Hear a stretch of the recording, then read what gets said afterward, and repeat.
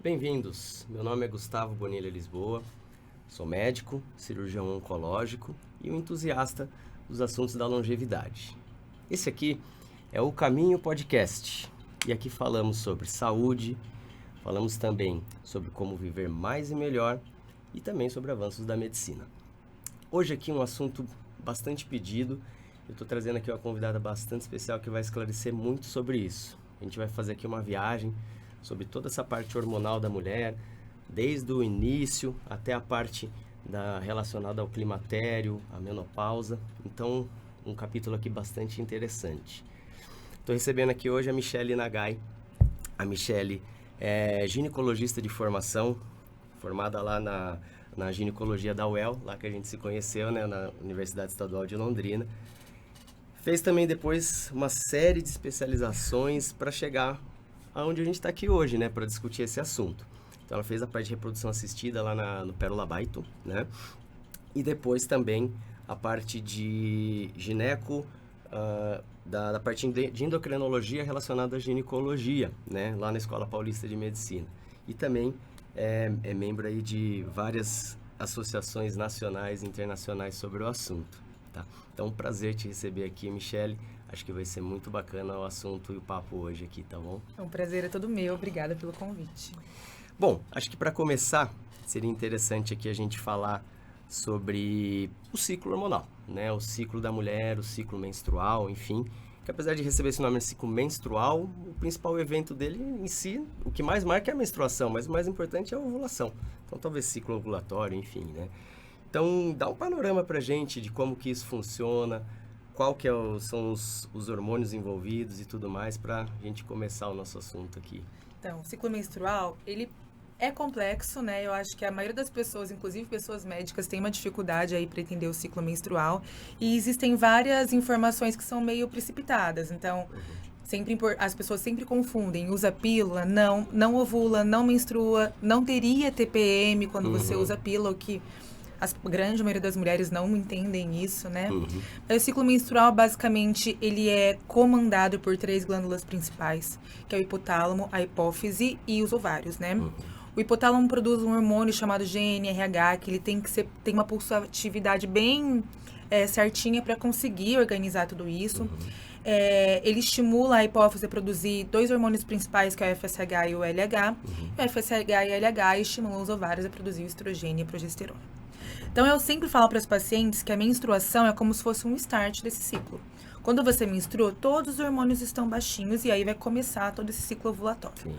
Menstruamos, o hipotálamo manda esse GnRH que estimula a produção principalmente do FSH, que é o hormônio folículo estimulante no começo, que faz com que os folículos, que são as estruturas onde tem óvulos dentro, comecem a crescer buscando a ovulação. A gente poderia falar como se fosse numa primeira fase aí do ciclo. A assim, primeira né? fase, que é a fase folicular ou a fase ali ovulatória. Quando o folículo principal, que é o folículo dominante, chega num tamanho de mais ou menos uns 20 milímetros, uns 2 centímetros, e o óvulo que dentro dele se encontra maduro, acontece a ovulação. E esse período, ele muda de mulher para mulher. Então, tem mulher que ovula no 8º, tem mulher que ovula no 14º, tem mulher que ovula no 20º dia. Sim. E isso é o que marca a duração de um ciclo menstrual, né? A gente sabe que a segunda fase, pós-ovulatória, é uma fase fixa de 14 dias. Então, o que acontece? Esse folículo com esse óvulo rompe, o óvulo cai na cavidade, vai para a trompa, encontra ou não o espermatozoide, engravida ou não. Se engravidar, não vai menstruar, porque onde o embrião está implantado produz progesterona. Se não engravidar, a hora que esse folículo rompe, ele forma uma estrutura chamada corpo lúteo, que produz progesterona por 14 dias. Se você não engravidar, a progesterona cai e inicia um novo ciclo menstrual. Isso mais ou menos assim, a duração média, 28 dias, 28 assim, né? dias, Tá. O médio é 28 dias. Mas lembrando que a primeira fase, que é a que muda, então cada mulher ovula num dia, e a segunda fase geralmente é fixa, que são os 14 dias. Os 14 dias de terror, né? Os 14 dias de TPM, de progesterona alta.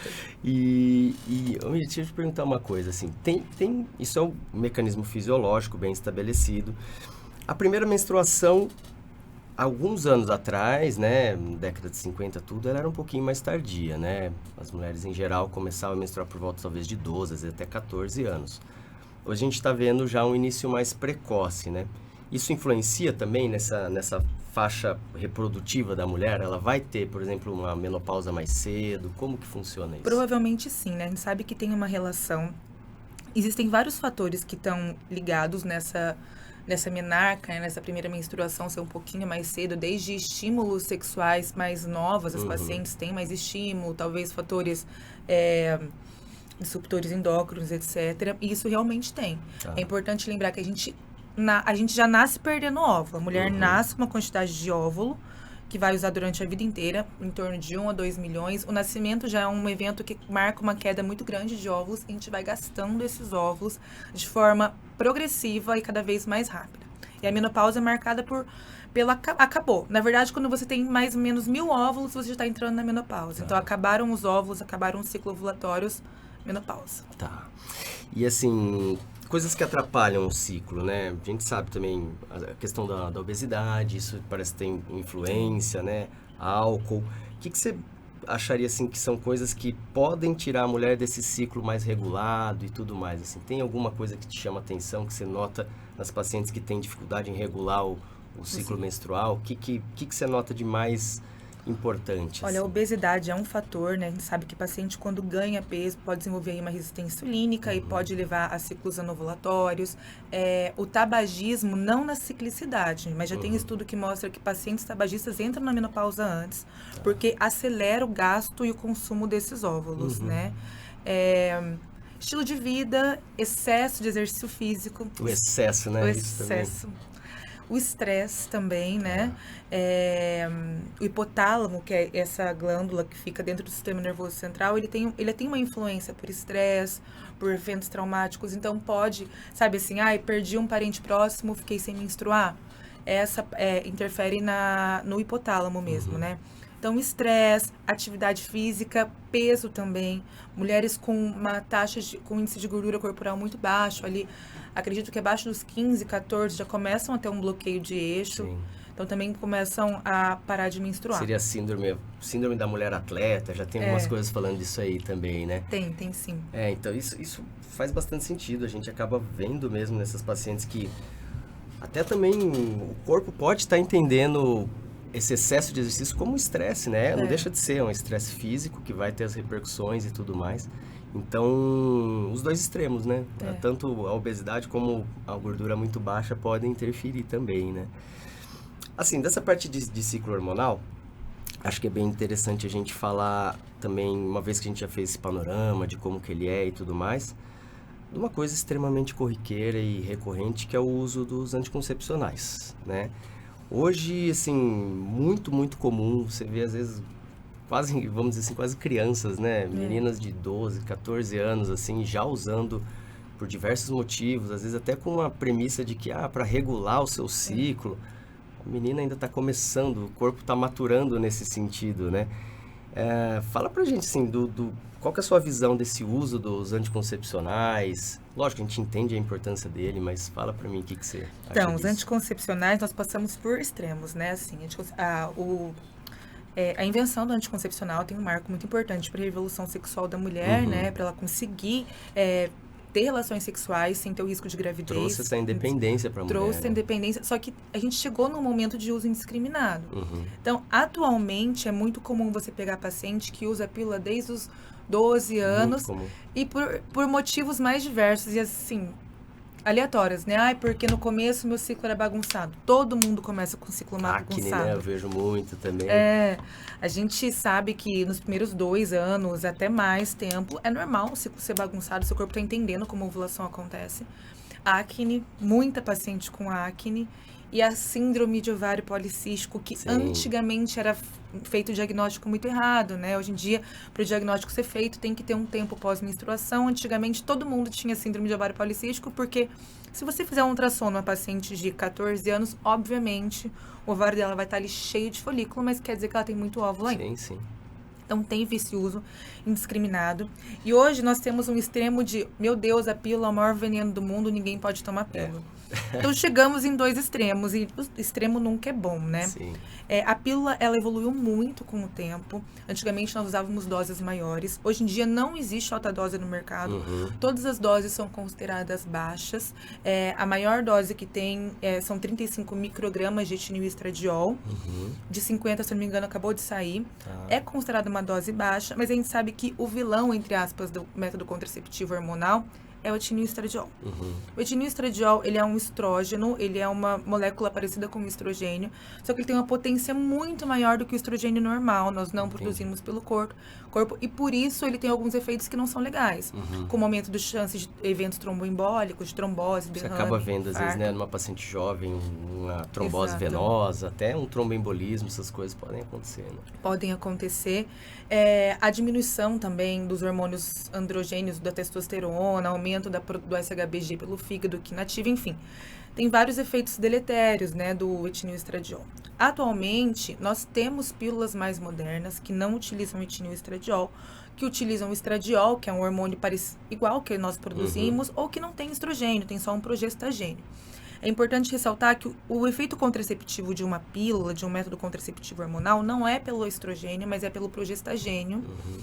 O estrogênio ele é colocado numa pílula somente para você conseguir uma ciclicidade de menstruação. Para você fazer a paciente menstruar ou não. O progestagênio isolado tem paciente que usa essa mini pílula, ou que tem Mirena, ou que tem implante, geralmente tem esses escapes de sangramento. Porque o progestagênio, ele não deixa o endométrio tão estável, então pode ter escape mais. Por isso que ainda usamos muito pílula contraceptiva oral. Entendi. Ainda existe espaço para pílula contraceptiva oral para paciente. Tem paciente que se adapta muito bem, desde que seja muito bem indicada, mas hoje em dia, assim, existe aí uma corrente que preza mais pelos métodos menos agressivos, com uma dose menor hormonal, ou os LARCs, né, que são os métodos de longa duração. Então, hoje em dia tá caminhando para uma evolução. A gente vê muito o uso do DIU também, né? Então, esse tem sido uma tendência, assim. Eu vejo muito nas minhas pacientes com os DIUs com hormônio, enfim. Algumas com DIU, por exemplo, de cobre, enfim. Então, acho que tudo isso aí vai dar essa independência realmente para a mulher. A questão de segurança é importante. São medicações relativamente muito estudadas e seguras, mas é aquilo que você falou, né? Retração e expansão. Já viveu uma fase de todo mundo usa, agora ninguém deve usar. A gente tem que individualizar isso aí, né? Até porque há pouco tempo chegaram muitas pacientes querendo pôr DIU de cobre. A gente sabe que DIU de cobre não é para todo mundo, né? DIU de cobre, por não ter hormônio, a ação dele é inflamatória. A gente sabe que a maior etiologia da cólica menstrual é uma inflamação. Antigamente se achava que era contração uterina, hoje a gente sabe que não. Quando a gente ovula, a gente produz citocinas ovulatórias endometriais e essa inflamação que causa cólica. Por isso que ciclos que não ovulam geralmente não tem cólica, né? Entendi. Então, se você põe uma coisa que é mais inflamatória ainda, vai aumentar a cólica. E pode piorar. Na grande maioria das vezes, tem uma piora de cólica e uma piora da quantidade de menstruação. Tem paciente que não se incomoda com isso, tem paciente que não consegue viver com aquilo. Impacto importante. Então, são extremos, né? A gente tem que saber indicar muito bem. DIU de cobre não é para todo mundo. E temos DIUs medicados, os implantes, etc. E essa questão que você estava me falando do SHBG, né? Que é a proteína, né? Uma globulina, que ela liga os hormônios sexuais. Ali é um transportador, vamos dizer assim, né? Isso foi bem interessante que eu vi recentemente até no podcast da doutora Sarah Gottfried. É uma mulher que eu acompanho, assim, acho muito bacana os conteúdos dela. Ginecologista também, e hoje ela tem essa especificidade maior nessa questão também de longevidade e tudo mais. E ela falou assim, trouxe um dado que eu não imaginava. Ela falou assim que a questão desse tipo de globulina, ela pode subir, evidentemente, com o uso do anticoncepcional, e ela é muito mais ávida pela testosterona até do que pelo estrogênio. Então, ela faz esse sequestro da testosterona livre. E o que isso vai impactar na mulher? Pode trazer a questão de perda de libido, né? Então, às vezes até também questões de dificuldade de desempenho no esporte, alguma coisa nesse sentido. E um dado que ela me chamou muito a atenção, ela falou assim, olha, que estudos mostram que a cronicidade do anticoncepcional pode até ter redução do volume do clitóris, por exemplo. Então, esse foi um dado que eu achei bastante interessante. Falei, nossa, e é usado assim, isso certamente não é discutido quando é indicado o tratamento, né? Falei assim, você toma isso, você pode ou não menstruar, vai ser uma escolha sua, dependente e tal. Então, acho que falta um pouco mais de informação para a gente trazer o melhor tratamento e terapia aí para as pacientes, Não falta. né? E, assim, a SHBG ele é mais produzida pelo etinistradiol, né? O etinistradiol é muito mais potente. Hoje em dia, as pílulas com estrogênio natural, por exemplo, apesar de ter um aumento do SHBG, é um aumento muito mais discreto. Ah, legal. Então, temos essas saídas, realmente. Privação de hormônios androgênicos é complicado, né? Tem os estudos mostram cada vez mais essa diminuição do clitóris, do introito ali vaginal, algumas pacientes tendo dor, né, para penetração e tudo mais. Exatamente. Então, isso tem mesmo. E a pílula, ela bloqueia, né, os hormônios androgênicos de duas formas, né? Ela vai bloquear a ovulação, que seria o pico da nossa testosterona, então já vai diminuir a produção ali, né? Sim. E qualquer pílula que causa ovulação causa isso, e a pílula contraceptiva combinada, seja ela oral, adesivo ou anel, também, além de tudo, diminui a quantidade de testosterona livre. A testosterona pode estar livre, ligada à albumina e ligada ao SHBG. A grande maioria está ligada. Então, a livre já é a menor quantidade. Sim. Então, aí tem tudo isso. Não, ótimo. E vamos falar o seguinte, né? A gente está falando do ciclo hormonal, falamos aí da parte das suas fases e tudo mais. TPM, tensão pré-menstrual, né? Isso é um assunto muito, muito recorrente, né? Pouco falado, às vezes até para a sociedade, para uma discussão maior, assim, um assunto muito, às vezes, mais nichado ali nos assuntos relacionados à mulher e tudo mais. O que causa essa TPM? Por que mulheres, algumas têm tanta, algumas não têm aparentemente nada? Como que tem? Tem alguma explicação para isso? Então, toda mulher tem sintoma pré-menstrual. E isso é variável, realmente, né? E é uma questão de receptor de várias coisas. O que causa TPM é um assunto levemente polêmico, né? Durante muito tempo se achou que era progesterona da segunda fase, porque a gente só produz progesterona quando tem corpo lúteo. A maior parte do nosso ciclo não tem progesterona. Eu ando recebendo vários pacientes, deficiência de progesterona. Não, gente, todo mundo tem progesterona baixa, né? Não sei o que está acontecendo. Então, assim, durante muito tempo achou que o que dava TPM era progesterona alta. Depois se achou que era essa queda brusca hormonal. Sim. Então, assim, pode ser os dois. Provavelmente é os dois. Tem muita paciente que tem aí uma dificuldade com progesterona. Eu sou uma delas, eu retenho líquido, eu fico chorona. Mas isso depende muito, né? Depende de receptor, de várias coisas. Os sintomas pré-menstruais mais comuns são labilidade emocional, ficar mais chorona, ficar mais irritada. Mas tem paciente que tem dor de cabeça, dor na mama, a mama fica inchada, retém líquido, tem várias coisas. Isso depende. E existem dois fenômenos, né? Existem os sintomas pré-menstruais normais e o transtorno disfórico pré-menstrual, que é quando os sintomas pré-menstruais são tão intensos que causam um impacto real, assim, na vida da paciente. Tem mulher que termina casamento, que é mandada embora do emprego. Então, isso tem... mesmo a questão até do comportamento em si, do comportamento em si. E aí, isso tem que ser tratado. Existem várias formas, mas isso realmente deve ser tratado. E é também importante lembrar que esse período perimenstrual agrava, geralmente, algumas doenças psiquiátricas que a mulher tem. Então, mulheres depressivas tendem a ficar mais depressivas, mulheres ansiosas. Então, também não é incomum receber, paciente encaminhada pelo psiquiatra para bloquear essa ovulação, para tentar melhorar esses sintomas. Essa parte mental, né? Exatamente. Dessas teorias que você falou assim, né, do porquê que ela surge, eu tinha visto realmente algo mais nesse sentido de às vezes, dessa queda muito abrupta, alguns médicos até, às vezes, prescrevendo um aportezinho a mais de progesterona exógena, né, nessa segunda fase, para tentar minorar, e alguns falando até de bons resultados. Você tem alguma experiência com isso, não? Então, não costumo passar progesterona, tá? Assim, o principal tratamento seria bloquear a ovulação mesmo. Segunda linha seria antidepressivo em dose baixa, que a gente pode usar só no período da TPM ou no ciclo inteiro. E ainda tem os fitoterápicos, né? Que tem um nível de evidência mais baixinho. Eu costumo tentar tratar com mudança de estilo de vida, que já ajuda bastante. Atividade física, alimentação. Eu consigo controlar a minha, assim, mais ou menos. E quando é intenso, eu costumo bloquear ou entrar com um antidepressivo em dose baixa. Tá, aí já é uma questão de medicação É uma mesmo, questão assim. de medicação. Porque esse negócio da progesterona realmente é complicado. Tem paciente que não se dá bem com progesterona, Uhum. fica mais chorosa, tem uma retenção hídrica maior. Sim, sim. Então, até passa um caso ou outro, mas a grande maioria dos casos eu opto por essas linhas mais Eu tive uma convencionais. paciente que ela tinha muita mastalgia cíclica, né? Mastalgia cíclica, esclarecendo que o pessoal, aquela dor, né? Relacionada à chegada da menstruação, perto da menstruação. A mulher fica com uma mão muito dolorosa, ela era atleta, e aí você imagina o impacto que Sim, tinha, né? Ela com falou assim, certeza.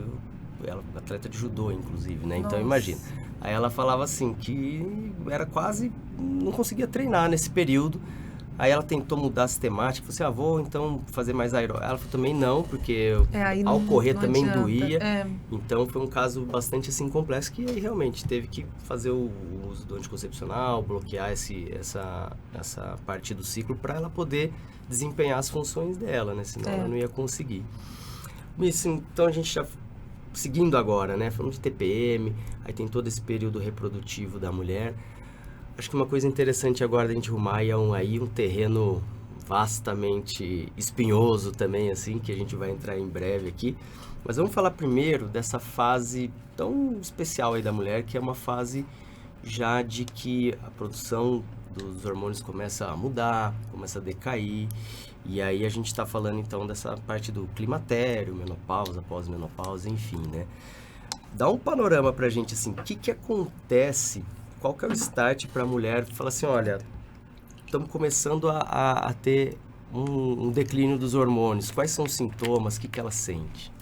Então, os principais sintomas, né, os mais importantes são os fogachos, né, os calorões, mudança no sono e mudança de humor. Só que existem vários outros sintomas, né, mudança de estrutura corporal, de libido e até de disposição. Nem sempre, às vezes a transição da menopausa é muito, às vezes não, geralmente é muito pior do que a menopausa em si. Então, às vezes, naquele momento em que a menstruação começa a falhar, as mulheres são mais sintomáticos do que depois que a menstruação falha em si. Porque é bem isso, né? Sobre a queda, essa queda, aumento hormonal. Não é um momento muito fácil para a maioria das mulheres, porque não só de físico, mas também psicológico. É muito difícil você ver que seu corpo não responde da mesma forma. Então, você tem uma dificuldade maior de perder peso, você vê que a sua estrutura corporal começa a passar por mudanças, né? Então, a forma como a gente acumula gordura começa a mudar, que são coisas que as pessoas não levam em consideração, mas isso para a mulher, para a autoestima da mulher, é muito complicado. Sim. Além de, estou ficando mais velha, minha libido caiu. Isso tem um impacto psicológico, não só físico, muito importante para as mulheres. Eu estava lendo o NANS agora, e eles falam muito sobre fogacho, calorão, só que a gente sabe que não é só isso, né? A menopausa não é só feita disso. Acaba sendo, por incrível que pareça, acaba sendo menor até, né? Eu também acho, assim. Então, é muito difícil para a mulher passar por essa fase, assim, psicologicamente. Hoje em dia, não, e sempre, né? É muito injusto para a mulher entrar na menopausa com 40 e poucos, 50 anos. Sim. Uma mulher de 40 e poucos, 50 anos está ali no auge, trabalhando, super ativa. É injusto, né? Sim. Os nossos ovários não acompanharam a nossa evolução, infelizmente. Então, é uma fase que às vezes é difícil. E passar por essa fase com acompanhamento médico e com estilo de vida saudável é muito, muito, muito importante. Então essas medidas de estilo de vida, né? O que você acha que são coisas interessantes para a mulher ter na rotina dela para tentar atenuar esse período? Porque o começo para a mulher já é difícil também, né? Quando ela começa a menstruar, é uma época tudo desregulada, ela está entendendo o corpo. Ela vive lá seu período, que a gente chama aí do menacme, né? Que é o período, vamos dizer, fértil da mulher. A menopausa, pelo que eu estou vendo aqui no Brasil, a média da brasileira é entre 48 e 51 anos, alguma coisa assim. Vamos cravar algo em torno de 50 anos, né? E aí é uma época que a mulher vai acumular, assim, ela tá, às vezes, no seu auge em termos de produção, trabalho e tudo mais, mas ela pode começar a estar tendo algum início de perda de suas potências. E assim, o que eu quero falar com isso? Assim, por exemplo, é aquela mulher que às vezes teve seu filho, os filhos estão saindo de casa, é um relacionamento que, para as que são casadas, enfim, que pode já não ser o mesmo que era há muito tempo, e aí vai culminar com essa coisa que você falou, né? Meu corpo tá mudando, eu tô estranha, não tô me reconhecendo. Um sintoma que, para mim, eu acho extremamente interessante, que é o termo em inglês, né, o brain fog, né, que eles falam assim dessa neblina mesmo, assim, a dificuldade no pensamento. Eu falo, poxa, era tão fácil, eu conseguia pensar, resolver as coisas, agora a coisa está mais lenta, eu não tô me entendendo. Acho que tudo isso é muito, muito complicado, né? Então, assim, o que você sugere? Fala assim, olha, vamos tentar atenuar isso primeiro com mudanças de estilo de vida para um período de mudança, né? O que você acha que são os pilares para uma mulher seguir e tentar minorar esses problemas ainda? Olha, a atividade física é muito importante, tanto para a parte psicológica, mas também para a parte física, né? Para diminuir a perda óssea, né? Tá.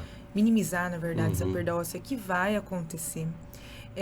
Uma boa alimentação também é bem importante. E, claro, evitar excessos, álcool, tabagismo. Pelo amor de Deus, gente, tabagismo não. Vai entrar na menopausa mais cedo, provavelmente. Tá. Então, acho que esses são os principais pilares, assim, né? Manter uma boa atividade física e... A minha avó, né, minha batiã já falava que quem não mexe enferruja, né? E é verdade, se você não mexe, você vai perdendo mobilidade e tudo. Sim. Então, acho que isso é o mais importante, para você passar bem ali, passar de uma forma mais tranquila, né? Tá. E uma boa alimentação. Entendi. Isso aí são os pilares para qualquer momento da vida, né? E ficam mais importantes ainda nesse momento. Eu vi também a questão de uma proporção, até para tentar trazer uma métrica, assim, né? Entre que tipos de exercícios fazerem, né? Então, assim, porque tem muitas pessoas que vão falar assim, eu vou começar então a correr, vou começar a fazer, sei lá, uma aula de dança, enfim. Tudo é importante, tudo é válido, mas, assim, o exercício de resistência, né? O exercício de musculação, de força, ele vai ser extremamente importante, tá? Mesmo para mulher que nunca pensou nisso, nessa fase, então, extremamente importante. Vai ajudar ela também nessa parte dela conseguir um aumento da sua massa magra para passar por esse período de mudança, né, da composição corporal. Então, seria basicamente 2/3 aí do seu tempo de exercício focado em musculação, academia e, enfim, pilates, essas coisas. E 1/3 no aeróbico, né? Aí bicicleta, natação, ver o que a pessoa gosta mais. Não, e a musculação é o exercício que tem mais benefício sobre a massa óssea, né? Porque causa essas micro fraturas, lesões e aumenta a produção.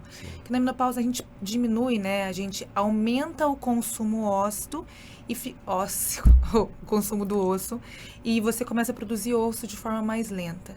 Então a gente sabe que a maioria das mulheres vão entrar, a maioria não, praticamente todas vão ter uma osteoporose na senilidade depois de 65 anos. E quando a gente entra na menopausa, isso acelera. Então, a gente tem que tomar muito cuidado com essa massa óssea dessa mulher para evitar isso. E a atividade física, a musculação é a melhor mesmo, além de aumentar o suporte de cálcio e vitamina D nessa fase, né? Uma coisa também importante, que às vezes a gente foca muito nessa questão de saúde óssea, né? Na parte mineral do osso, né? Na parte dura. A parte dura do osso, ela é a que vai dar a nossa sustentação, tudo, mas o osso, ele, por incrível que pareça, ele é um tecido também que tem sua retratilidade ali, ele tem sua mobilidade. E por isso que, por exemplo, a gente pega um bambu, assim, ele é uma estrutura interessante porque ele enverga, não quebra e tudo mais. A parte interna do trabeculado ali, que essa sim, os hormônios vão ajudar, né? E é a parte de colágeno, que deixa o osso mais resiliente, vamos dizer assim. Então, acho que a gente tem que focar nessas duas coisas, na parte mineral também, mas uma coisa extremamente dura ali, que não tem mobilidade, ela tem uma chance maior de fraturas e tudo mais, né? Então, nesse sentido, o exercício físico é fundamental, essa questão da tração que o músculo faz no osso, isso tudo é benefício, né? Então, assim, dessa parte de sintomas, né, fogacho, suores, que são, poxa, bastante impactantes e são clássicos, né? Tá vendo uma estatística mais ou menos das mulheres que vão entrar no período aí acho que até conceituar é interessante, né? Pelo que eu tava vendo, a menopausa em si é a última menstruação, né? E essa questão, o período que antecede perimenopausa, climatério também, e o pós-menopausa, né? Até pra gente depois ir falando aqui pro pessoal. Mas assim, 75%, né, das pacientes, elas vão ter algum tipo de sintoma. Desde coisa muito leve até sintomas extremamente graves.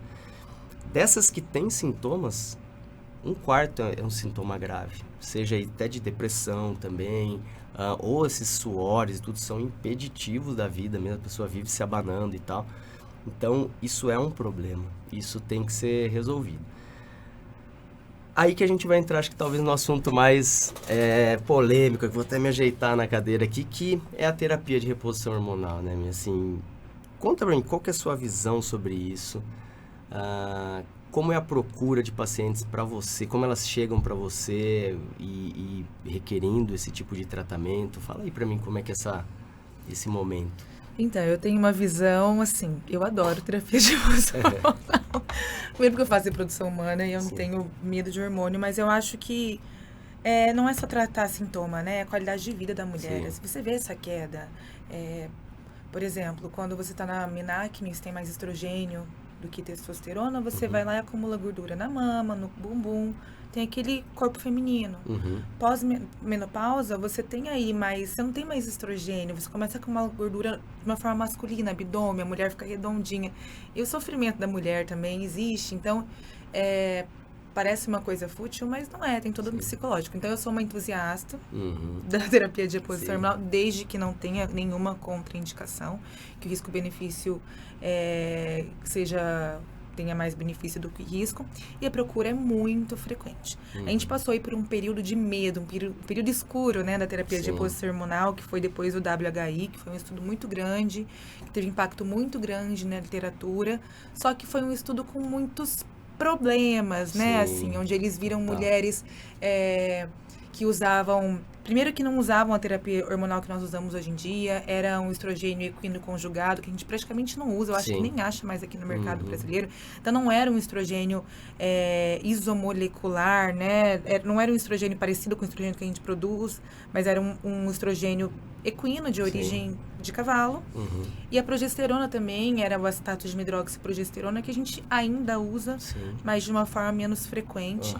Então, primeiro que era isso. Segundo que não tinha fator de risco, idade, tempo, dose. Foi feita uma miscelânea aí. Foram vistos alguns efeitos adversos muito importantes, com aumento de risco cardiovascular, câncer de mama, etc.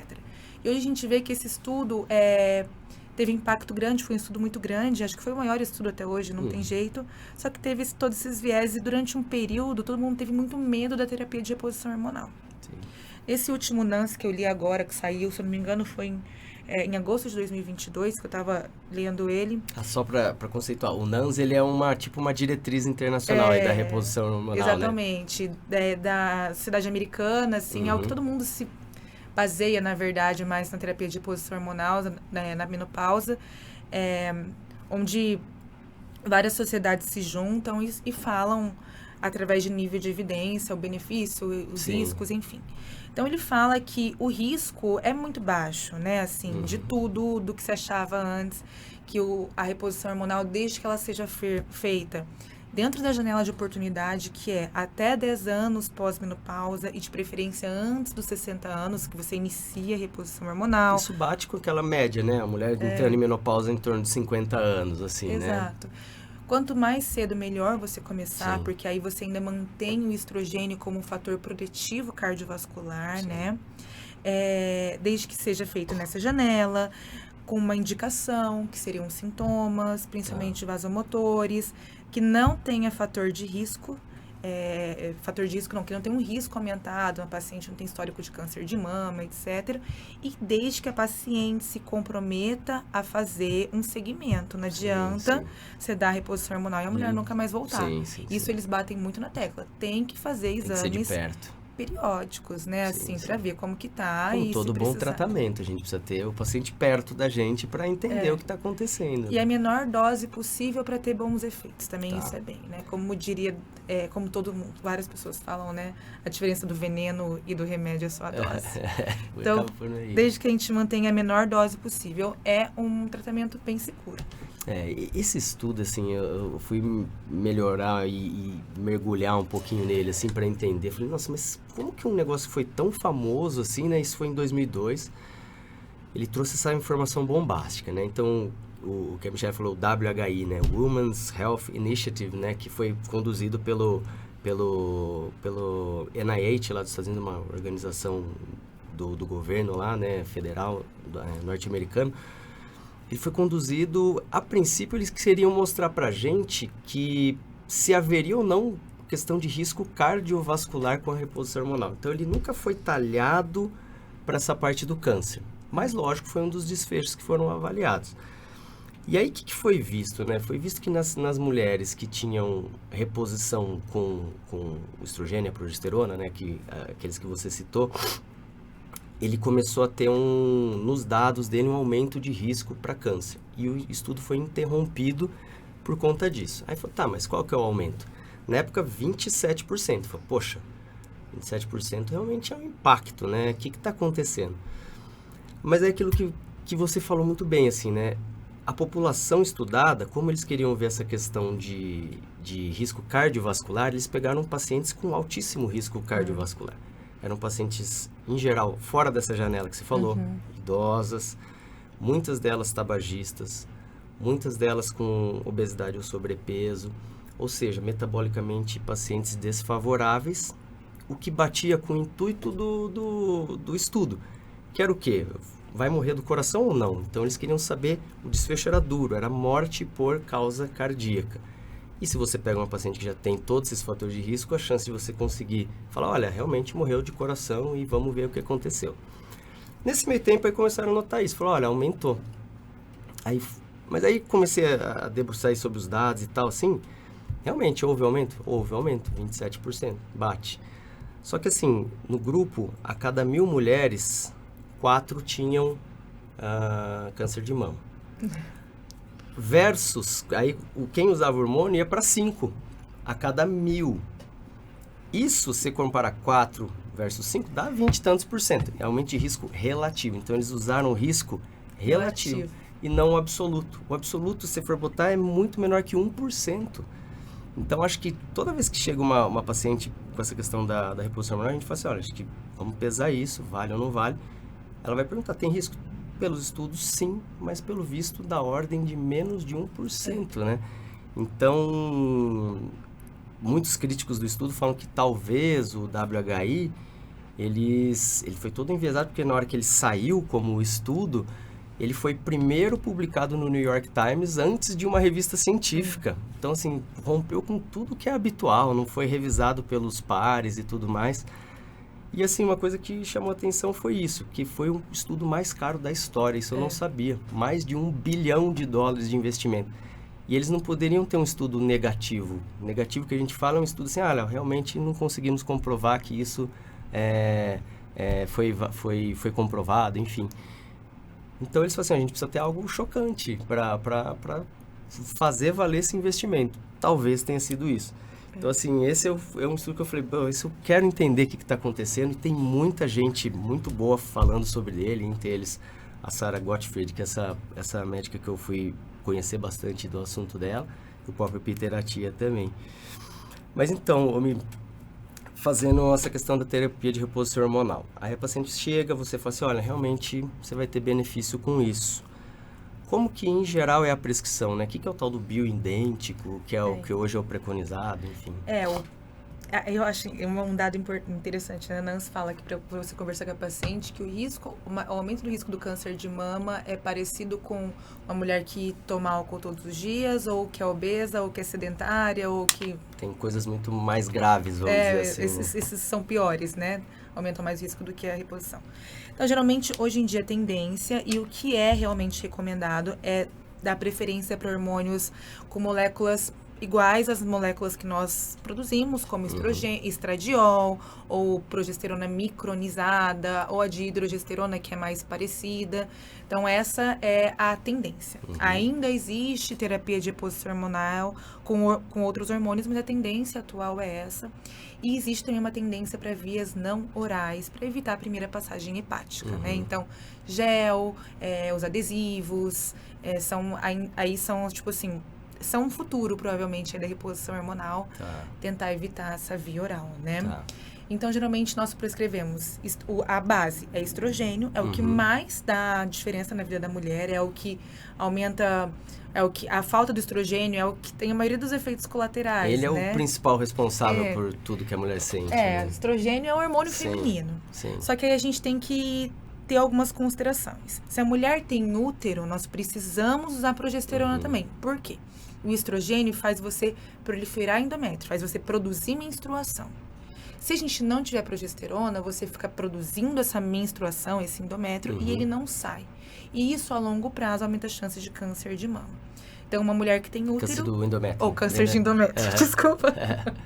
Então, uma mulher que tem útero precisa de estrogênio e progesterona para fazer a sua posição, né? Sim. E aí você pode usar de forma contínua ou cíclica. Então, eu posso fazer essa mulher menstruar ou não. Se eu usar progesterona o tempo todo, a progesterona diminui receptor de estrogênio no endométrio e faz você não produzir endométrio. Se eu usar a cíclica só nos últimos 14 dias, eu vou fazer a mulher menstruar. Então, a gente pode usar esses dois esquemas, cíclico ou contínuo. Que até uma dúvida, né? As mulheres chegam perguntando muito assim, mas se eu fizer reposição hormonal, eu vou voltar a menstruar? Como que é isso, assim? Então, depende do que ela quer. Geralmente você conversa com a paciente, você Sim. gosta de menstruar ou não. E no começo, a tendência é usar mais cíclico, porque no começo dessa transição, a mulher ainda produz estrogênio de forma, assim, que a gente não... aleatória. Então, tem maior chance da paciente ter uns sangramentos não esperados. Então, geralmente, no começo, a gente usa cíclico. E depois de um tempo que já tem esse endométrio já tá mais atrofiado, a gente usa contínuo, mas pode também usar contínuo desde o começo. Isso é uma questão de conversar com a paciente. Outras medicações que podem ser utilizadas é a testosterona, o DHEA, e aí tem indicações, né? Sim. Desejo baixo, etc. E também é meio controverso o uso, Sim. mas pode ser, né? A gente, quando a paciente não tem útero, nós optamos por não usar progesterona, porque os estudos mostram que talvez o uso da progesterona está mais relacionado ao aumento de câncer de mama e de alguns outros efeitos adversos. Então, a gente tenta usar só estrogênio, mas com útero, o uso de progesterona é benéfico por causa do endométrio mesmo. Entendi. Então, aí você meio que faz essa divisão, assim, né? Tenta fazer uma simulação do que normalmente aconteceria, vamos dizer assim. E aí você tem que conversar com a paciente, né? Assim, o que você quer? Você prefere tomar? Você prefere pôr um adesivo? Você prefere passar gel? Qual que é o favorito, assim, que você nota? Que é o mais... As pacientes tendem a querer tomar, porque é mais fácil, né? Eu prefiro passar gel. Sim. E quando tem progesterona, o adesivo é mais fácil, né? Porque o adesivo já vem com estrogênio e progesterona certinho. Agora, quando não tem, você imagina, passa gel de estrogênio, toma progesterona via oral ou põe via vaginal, às vezes é chato, né? Tem que ser alguém que está bem situado no tratamento. Exatamente. Então, às vezes, o adesivo é mais fácil, só que é chato. E paciente, por exemplo, que faz muita atividade física, faz aquele adesivo, aquela colinha que não sai nunca. Então, tem que ser muito, muito, muito bem conversado. Hoje em dia, a gente pode colocar um Mirena, um DIU medicado, olha eu falando marcas, né? Um DIU com levonorgestrel para proteger o endométrio, mas ainda é meio off-label, só que aparentemente tem essa proteção endometrial. Aí fica fácil, né? Você põe o DIU ali, e aí só se preocupa com o estrogênio. E a dose de progesterona é muito baixa, e o que a paciente mais tem dificuldade de se adaptar é a progesterona, né? Porque as doses nem sempre são tão baixas para ter essa proteção endometrial. Então, você vê ali, para a progesterona micronizada, são 200 miligramas dia, e isso pode... A progesterona, ela tem um efeito sedativo, ela pode dar um pouquinho de sono, reter líquido, então nem sempre é muito fácil. Então, ali o Mirena, o DIU medicado, aliás, desculpa, ele é mais fácil. E aí tem vários desses fatores. Não, legal. Isso aí, assim, acho que... Então, assim, hoje a terapia moderna que se fala é bem isso que a gente estava tentar fazer um resumo de o mais precoce possível, com os bioidênticos, né? A questão da via, aí acho que é discutível com o paciente, né? Se vai, como que a paciente quer tomar esse tratamento, vamos assim dizer, e a dizer, gente né? dá preferência, por exemplo, paciente com diabetes por via não oral, para diminuir passagem hepática, e tem alguns detalhes tem aí. algumas particularidades, né? E assim, agora vamos falar a gente falou dos riscos, né? Acho que os principais, esse fala realmente o câncer é o que mais chama atenção, muito por conta do estudo e tal. Um segundo risco também que chama muita atenção, essa parte de risco de eventos cardiovasculares ou embólicos, né? E de tromboses, enfim. Você tem visto isso? Isso acontece? Como que você consegue estratificar? Chega uma paciente e fala assim, olha, pra você eu acho que talvez não seja interessante. Então, paciente com histórico de evento tromboembólico recente, etc., assim, a gente tem que tomar cuidado e às vezes até evitar passar, né? Mas não é muito frequente pra mim, porque geralmente quando você começa muito cedo, né? A terapia de reposição hormonal, uma mulher de preferência, sem nenhuma sem diabetes, sem pressão alta, não obesa, é mais fácil, Sim, né? chega um paciente mais saudável, vamos dizer assim, a Exato, chance aí é de dar mais errado fácil. pequena. Só que tem esse risco, né? Entendi. Então a gente tem que acompanhar. Por isso que esse acompanhamento é muito, muito, muito importante. Eu tenho que acompanhar exame, eu tenho que acompanhar perfil lipídico, eu tenho que acompanhar até a densidade mamária, que vai aumentar com o uso de reposição hormonal. Eu tenho que ficar de olho, porque o aumento da densidade mamária, ou seja, aumenta a região de glândula ali, pode dificultar até um diagnóstico. Sim, sim. Então, a gente tem que... Essa paciente vai casar comigo. Sim. Eu vou ver ela sempre. Se ela não se comprometer a casar comigo, eu não vou fazer Sim. reposição hormonal nela de E jeito você nenhum. estabelece uma periodicidade? Assim, fala assim, olha, de quanto em quanto tempo a gente vai se ver? Quais exames que geralmente você pede? Como que funciona? Anualmente ou de 6 meses, depende. Né? Tá. Depende muito, assim, de paciente para paciente, mas sendo muito legal anualmente, tá? Então, mamografia anualmente, né? Densitometria óssea, que é para ver a parte óssea, Sim. anualmente também, fora todos os outros exames que a gente tem que fazer, né? Então, apesar que, mesmo os que não tenham, né, essa relação, mas que a gente tem que fazer pela idade, né? A paciente na menopausa já tem maior risco de doença do colo retal, apesar da reposição hormonal ter esse efeito protetivo para esse tipo de câncer. Interessante isso, né? É. Eu fui ver se achava alguma explicação, assim, ainda parece que não existe, né? Uma explicação por que protege. Talvez, nesse campo que está crescendo muito de microbiota intestinal, a gente sabe que o estrogênio ele tem uma relação em manter determinados tipos de bactérias que podem favorecer isso, né? Mas isso ainda tudo em estudo, né? Tudo em estudo. Mas é uma paciente que ela já está na idade de ver. E a maioria das mulheres, elas fazem exames de rotina com a ginecologista, né? Então, você tem que ficar de olho nessa paciente. Sim. E até algumas coisas subjetivas, igual eu te falei.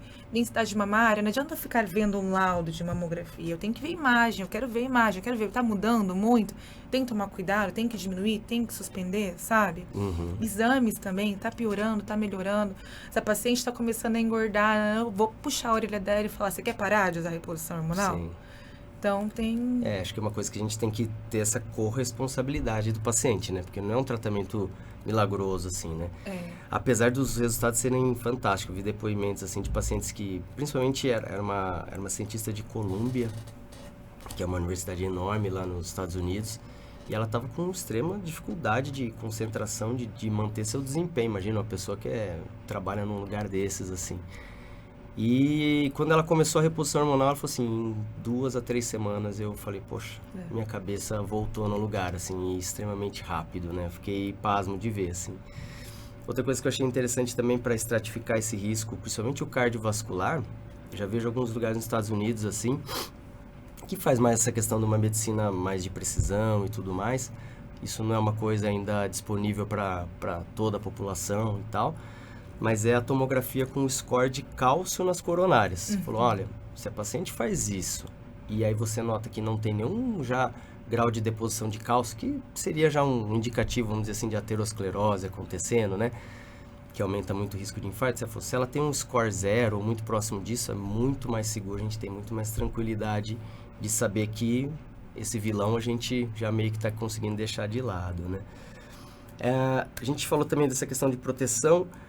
Você nota também essa questão mental da mulher, de humor, tudo? Como que fica isso com a reposição? Com certeza, tem uma melhora, tem aí até uns dados sobre eventos, doenças demenciais, mas tem uma melhora até de sono, de tudo, assim, você observa isso, humor, etc. E desde o efeito hormonal, a gente tem receptor hormonal cerebral, mas também os efeitos psicológicos, de você conseguir manter uma vida ativa. Sim.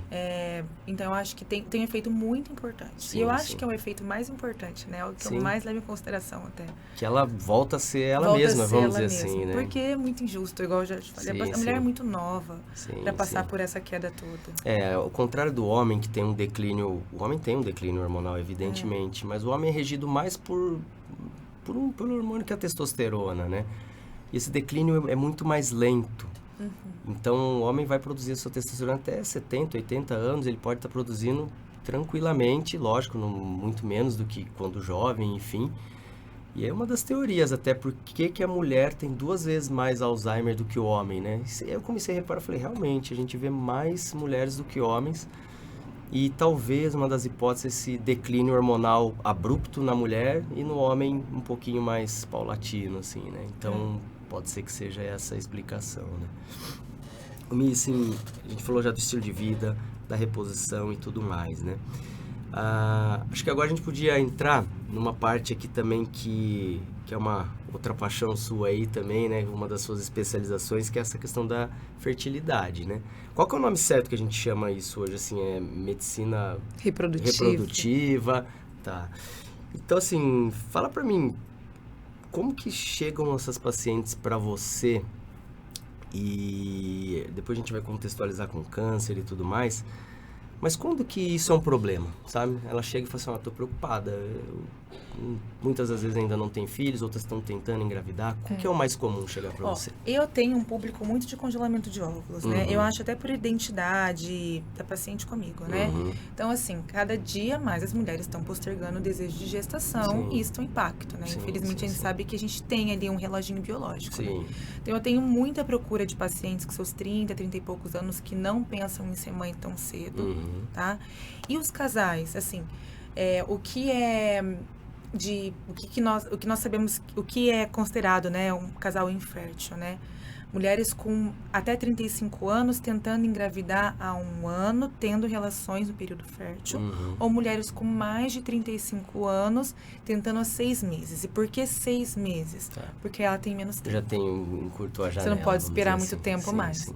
Então, isso é o que a gente fala mesmo sobre... É a hora de você procurar um médico. Tá. Então, são essas duas pessoas, mas essas duas mulheres. Mas o que eu mais recebo são as mulheres que pensam em postergar o desejo de gravidez. Porque o maior vilão atual da reprodução humana é a idade materna, né? As mulheres estão engravidando cada vez mais velhas. A gente vê, né? Principalmente a gente que é do meio médico, assim, a gente raramente vai ver uma mulher mãe por volta dos 20 e poucos anos.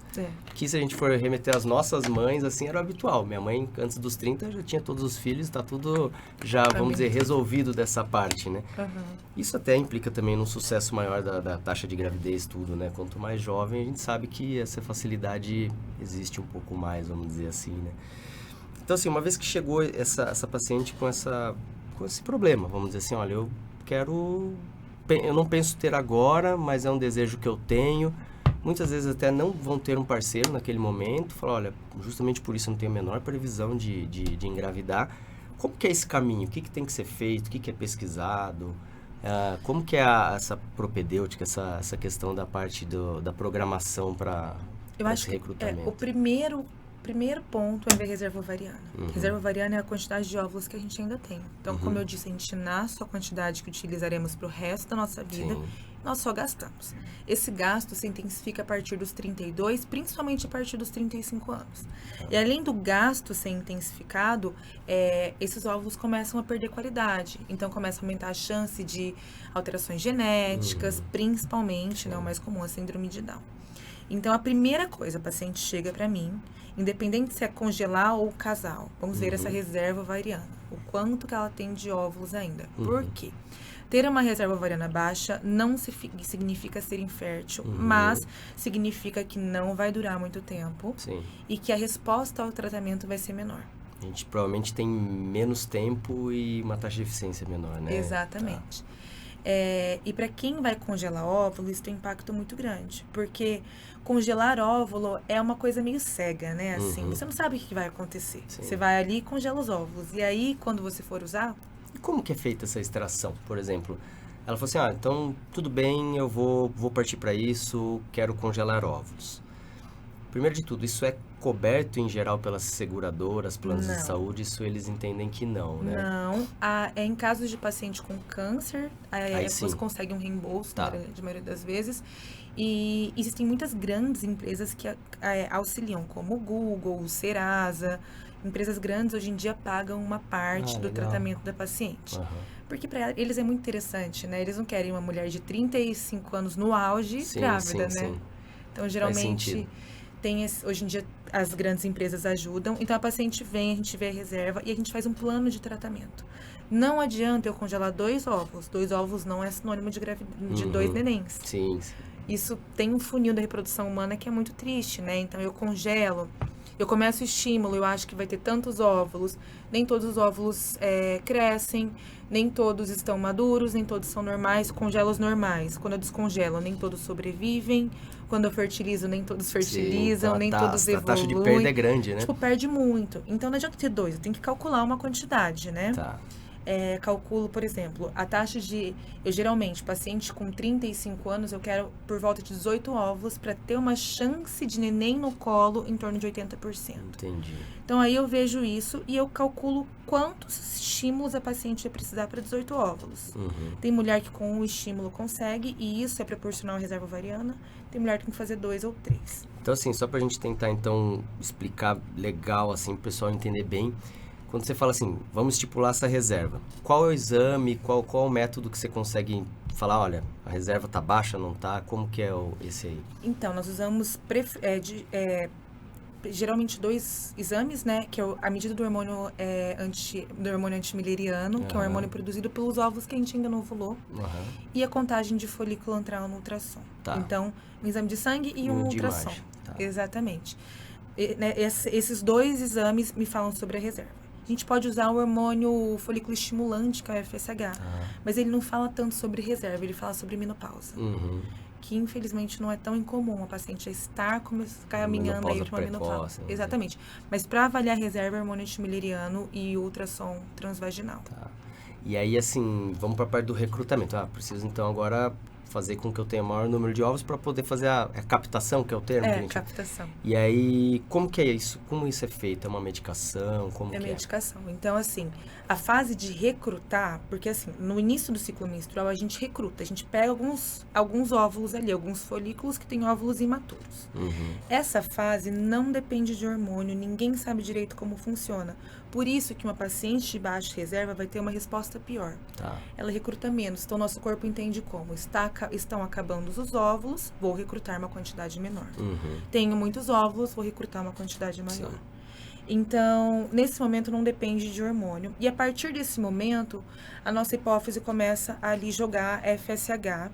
E o FSH é o hormônio folículo estimulante. Ele estimula o folículo que tem o óvulo dentro a crescer e esse óvulo a se amadurecer. Entendi. Chega um momento em que somente um folículo ou 2 vão receber uma quantidade suficiente de FSH para continuar crescendo. E todos os outros folículos recrutados vão morrer.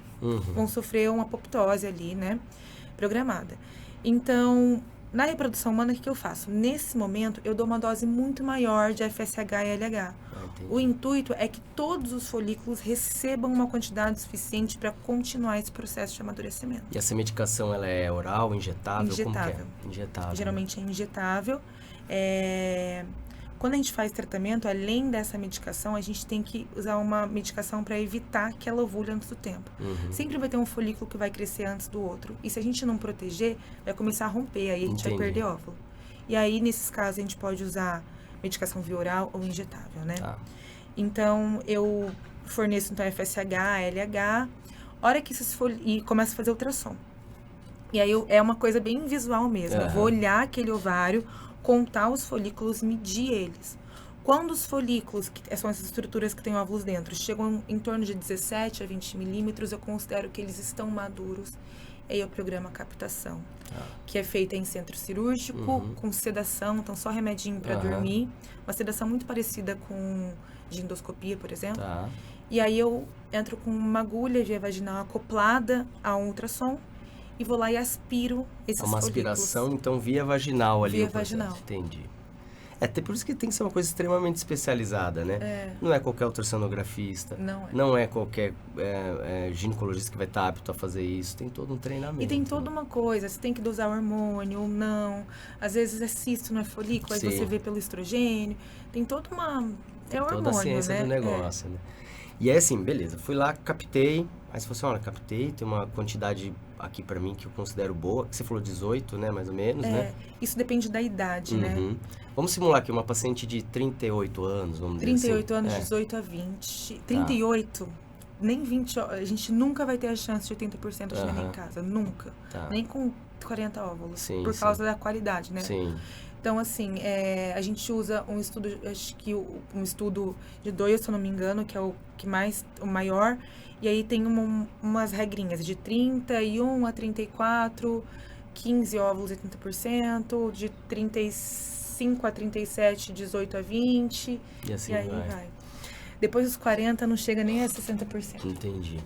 E é assim, feita essa captação, como que ele é conservado? Aí, isso a própria clínica que faz isso já tem um centro especializado para Quando a gente isso? faz a captação, também não é em qualquer centro cirúrgico, tem que ser um centro cirúrgico acoplado à sala dos óvulos ali para embriologia. Tem que ter, geralmente, tem uma janelinha que você passa, porque é muito delicado. O óvulo é uma célula única, né?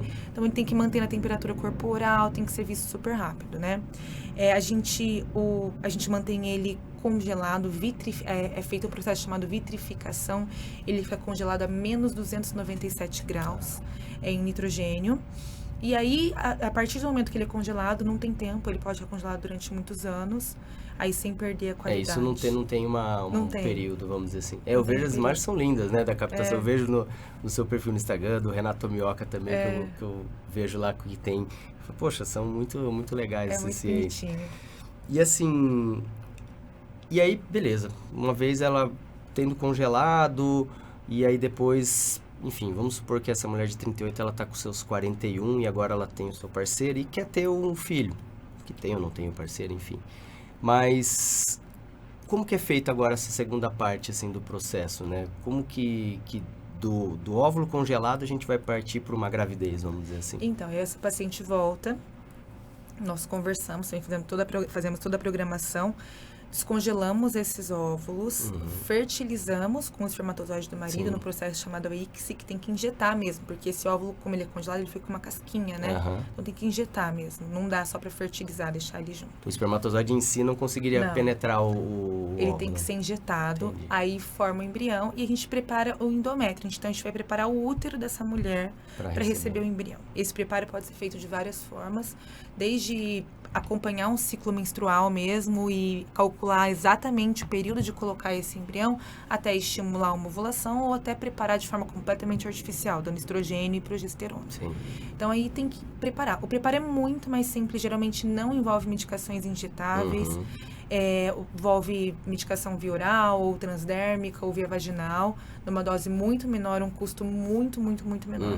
E é bem mais tranquilo. Uma fase relativamente mais simples do processo. Mais simples, E aí a implantação é sem sedação, parece com o que a paciente vai sentir é como se fosse um exame Papa Nicolau, porque você vai introduzir o espéculo e colocar o embrião dentro não dói, é com um material bem molinho ali, que não agride o endométrio, então é bem tranquilo. Ele é, vamos dizer assim, injetado dentro do útero ali. Isso, com catéter bem molinho, assim, bem fininho. Tá. E aí depois como que você monitora? Você falou assim, olha, deu certo, não deu? É ultrassom, é exame de sangue? Como Depende do estágio que eu coloquei o embrião. Hoje em dia a gente geralmente coloca no estágio chamado blastocisto, que é quinto dia. Então, depois de 9 dias já pode fazer o beta-HCG, né? Aí faz o beta e dá o positivo ou não. Essa parte é a parte mais difícil. Mais difícil que a implantação. Porque a expectativa tá lá em cima. E a gente não... Se não implanta, é difícil. É uma parte meio obscura da reprodução humana. Sim. Você jogou lá dentro e vamos ver agora, e aí a gente tenta melhorar de várias formas. Às vezes tem um embrião perfeito, um endométrio lindo. Tinha tudo para dar certo. Não vai. Então é uma parte complicada. Eu vou dar até essa aula na pós, mas eu já estou assim, ó, com medo de dar. E outra coisa, assim, agora a gente está falando de uma situação, lógico, de concepção, da paciente querer ter filhos, um momento, lógico, de apreensão, mas de felicidade e tudo mais. Mas assim, eu como cirurgião oncológico e você também que trabalhou, já teve sua formação ali no Pérola, teve muitas pacientes oncológicas, como que funciona na questão de... Chega uma paciente com câncer, vamos simular um caso aqui, uma paciente de 30 anos com câncer de mama que vai fazer quimioterapia. Um cenário que, infelizmente, tem acontecido mais recorrentemente agora. O que é a sua orientação para essa paciente, sabe? Ela chega e vamos por assim, olha, eu nem namorado tenho, eu nunca pensei se eu quero ou não ter filhos. Como que funciona isso? Então, existem alguns tratamentos de câncer que são bem agressivos aos ovários, né? O câncer de mama, os linfomas, cânceres em que a paciente vai precisar fazer radioterapia pélvica, como Sim. colo retal, etc., de colo. Então, a gente sabe que as pacientes com alguns cânceres específicos vão ter uma dificuldade de engravidar no futuro, né? Acho que o mais frequente é mama mesmo, né? E quando a paciente é mais nova, ali os leucemias, os linfomas, mas mulher adulta, jovem ali já é câncer de mama. Então, nesse caso, a gente indica congelar os óvulos. Existem várias outras formas hoje em dia. A gente pode congelar tecido ovariano, que é mais experimental, óvulo ou embrião, tá? Então, geralmente, a gente orienta a congelar óvulo. Tá. Então, a paciente descobre esse câncer e ela tem aí, uma coisa que você vai saber falar até mais do que eu, né? Tem 2 meios. Ela pode fazer uma quimio neoadjuvante, né? Antes de fazer a cirurgia para tirar o câncer, ou uma quimio, ou faz a cirurgia e depois a quimio. A gente geralmente congela antes de iniciar a quimioterapia. Sim. O congelamento dura em torno de 14 a 15 dias, todo o processo, que é o tempo, geralmente, que mesmo a mulher que não congelaria óvulo, demoraria para fazer uma quimio, né? Uma neoadjuvância. Eles falam de 15 a 1 mês, geralmente, né? Essa questão daquela fase de estímulo hormonal que a gente tem que fazer para recrutar os folículos, tudo, tem alguma influência no comportamento da doença? Não tem? Então, os estudos mais recentes mostram que não, desde que você use letrozol, que é uma medicação que evita com que os níveis de estrogênio aumentem muito. Então, até para as pacientes com câncer de mama com receptor hormonal, quando a gente usa o letrozol, ela não vai ter um aumento muito grande de estrogênio e isso não tem impacto nem na progressão, nem na recorrência da doença. E é um período bem curto, né? Ela vai usar durante 14 dias, protegendo, né? Assim. Sim. Essa é uma situação, assim, das piores que a gente enfrenta, né? No dia a dia. Uma situação que a pessoa se depara com a finitude pela primeira vez, né? Ela fala assim, poxa, o que vai acontecer comigo, né? Qual que é a minha perspectiva? Será que eu quero mesmo ter filho? Então, assim, é um assunto que tem que envolver muita gente. Vai ter que ter o especialista em reprodução, vai ter que ter o psiquiatra, o psicólogo, tudo. É uma área, assim, que não dá para ir só uma pessoa conduzindo. Exato. Né? E são poucos dias para o paciente tomar uma super decisão, né? Ela já está ali pensando, vou viver ou não, vou congelar óvulo, vou querer ter filho, muita não coisa vou... para decidir. É muita coisa para decidir. Eu sempre aconselho congelar óvulo, porque eu acho que isso dá até uma esperança para a paciente, né? Assim, mas é uma escolha difícil, que você tem que levar em consideração vários fatores, né? Até o prognóstico da doença, né? Assim. E na dúvida, aquele negócio, não feche portas, né? Exato. Bom, tá ali. Depois, o que eu vou fazer? Isso vai ser um segundo capítulo, né? Mas hoje tem bastante coisa. Até a cirurgia também ajudando nessa parte da preservação da função dos ovários, tudo, né? Por exemplo, o caso que a gente está até conversando aqui antes do colo de útero, né? Hoje já tem cirurgias que permitem que você trate o câncer de colo de útero para tumores, lógico, muito selecionados, iniciais e tal. Que você retiraria ali a região do colo do útero, preservaria o útero, joga esse ovário um pouquinho fora da área ali de uma suposta radiação, nos casos que precisa. Então, várias estratégias que a gente pode fazer. Uma que eu achei fantástica, assim, que é um cara de Curitiba, um cirurgião oncológico brilhante, é o Reitan Ribeiro. E ele trata também muita parte de oncogineco, mas ele era uma paciente de tumor de reto, da parte final do intestino. E ali vai ter irradiação. E se você irradiar o útero, ele vai ser um terreno hostil. Ele não vai conseguir mais, provavelmente, engravidar naturalmente, né?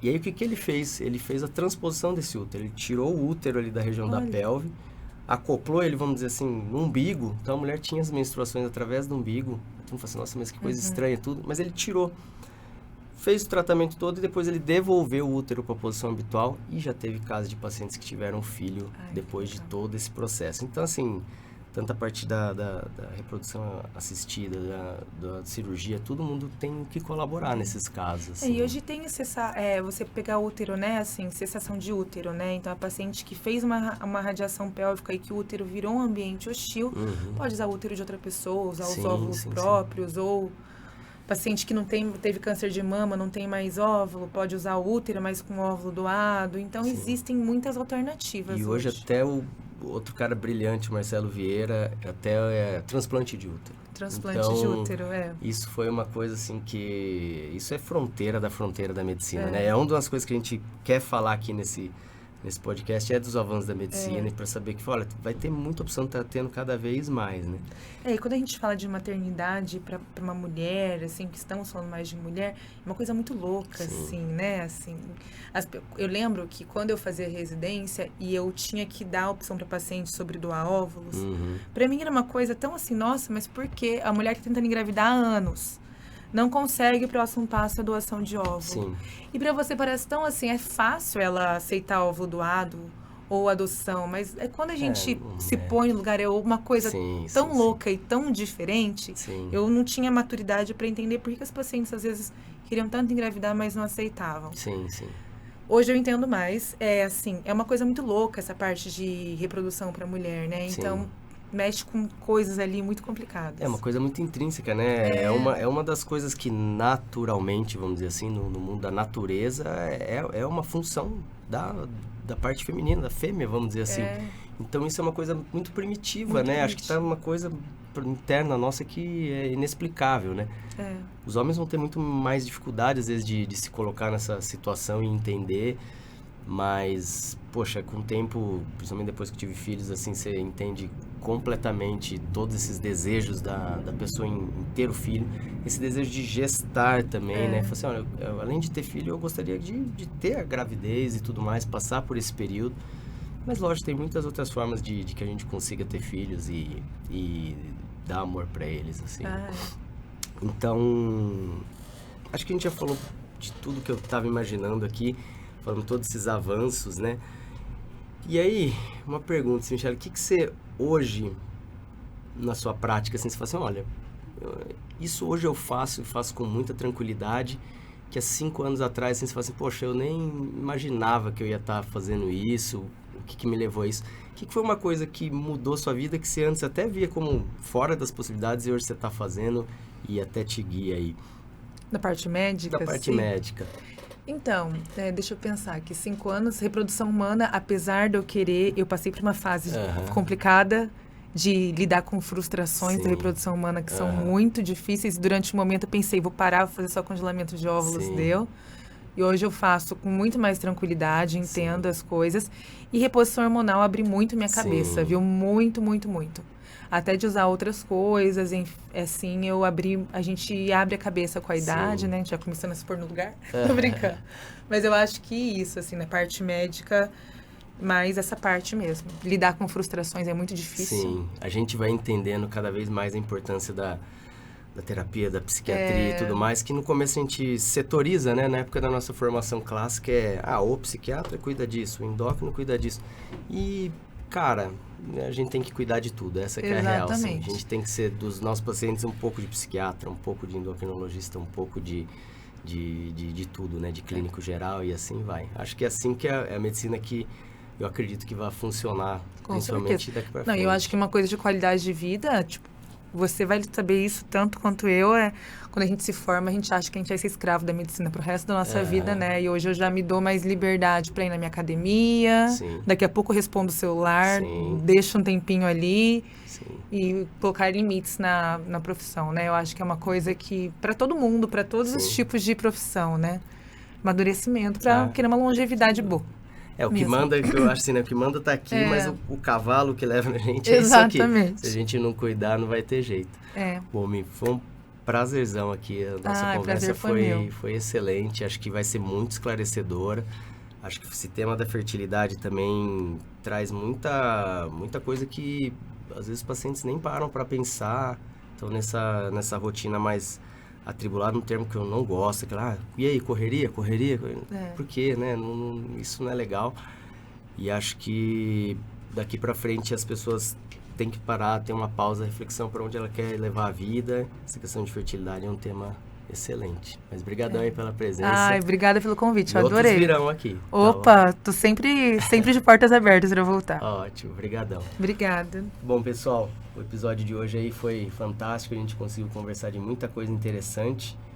Em breve aí vamos ter também os cortes e tudo mais. E um bom dia, boa tarde ou boa noite para quem estiver assistindo. Um abraço.